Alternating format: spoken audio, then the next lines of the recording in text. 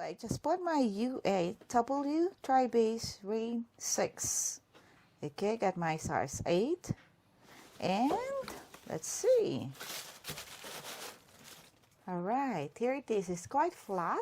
Okay, the main thing here is you get a full ground contact. As you can see, it's really flat.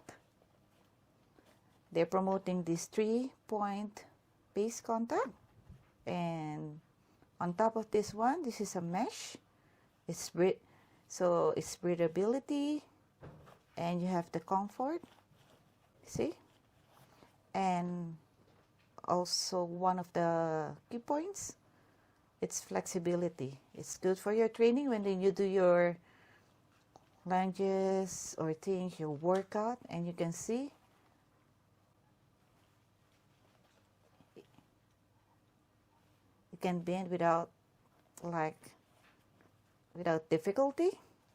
At the same time, yeah, it supports the contact to ground. Quite flat, it's not that high.